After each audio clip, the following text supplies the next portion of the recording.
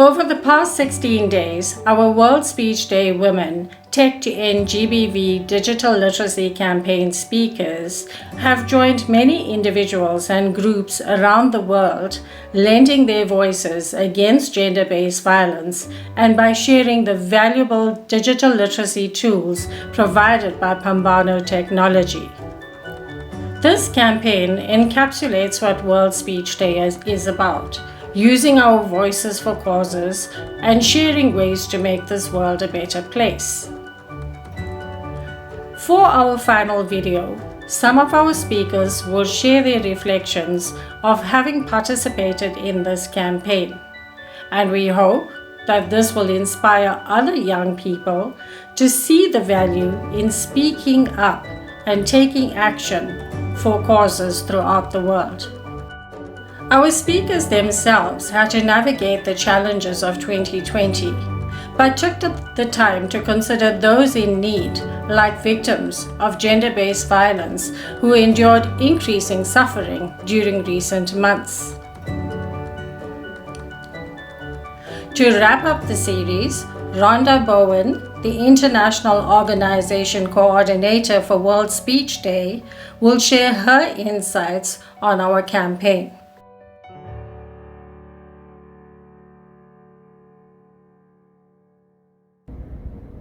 Good day. Certainly, the campaign to expand digital literacy is a virtuous one. We have to combat the crimes of harassment, digital abuse, people being human trafficked even, as a result of not knowing what to look out for online. People are subjected to job scams. People are made to make payments for jobs that don't even exist. People are led into all kinds of traps online by people that do not have their best interests at heart. The expansion of digital literacy can only serve to help not only ourselves, but our loved ones and friends as well.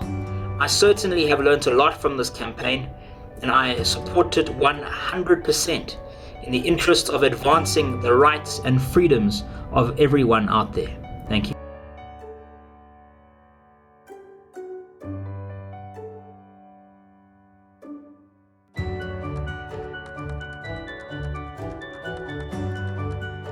How did taking part in this campaign impact my knowledge and experience of the necessity of digital literacy in our lives? The Tech to End GBV campaign has expanded my awareness and taught me how to improve my own digital literacy. I have a better understanding of how to navigate the daily use of technology. For example, I learned that hate speech is a very comprehensive concept, inclusive of even emojis. I think digital literacy is very important in daily life and technology can hurt and help us. In present times, the knowledge and expertise of digital literacy is quite prevalent in working and schooling environments. The audio and video skills necessary strengthens one's thinking and learning capabilities. This campaign has helped me to stay connected and become more aware of a plethora of current issues faced by various individuals and how making even a slight difference can impact multiple lives across the globe.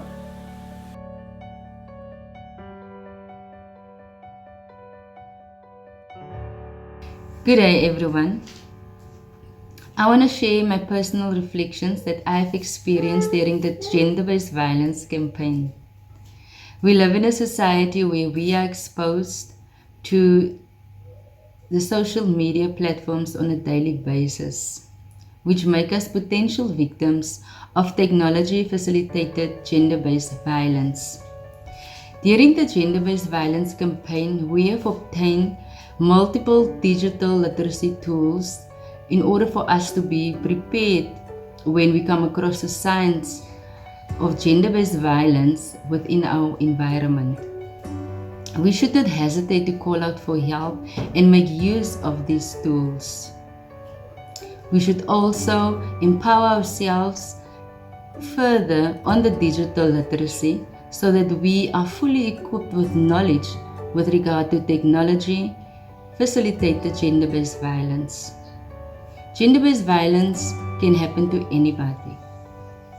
So let us put a stop to it by reporting it today. Being able to participate in the Tech to End GBV campaign was both enjoyable and informative. This made me even more aware of how other people are facing much more serious issues, like gender-based violence, in addition to problems that 2020 has brought about. Participating in this campaign has made me realize that there is still a lot we can be doing to facilitate the end of gender-based violence, generally speaking, and from home, safely as young people.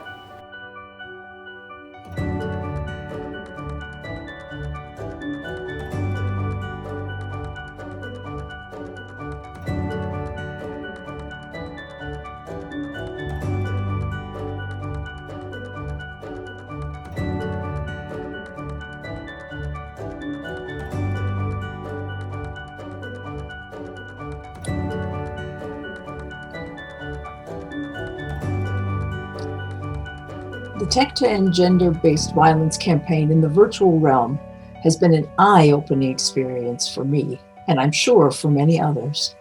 My name is Rhonda Bow, and I'm the International Organization Coordinator for World Speech Day. I cannot express my appreciation enough for the excellent program that the Phambano Technology Development Center and World Speech Day Women have provided for us. This initiative to end digital violence, not only against women, but men and children as well, has expanded my knowledge of what types of online abuse are taking place in our virtual society today. Today, December 10th, marks the annual celebration of Human Rights Day, the day the United Nations General Assembly adopted the Universal Declaration of Human Rights in 1948. It's available in more than 500 languages and is therefore the most translated document in the world.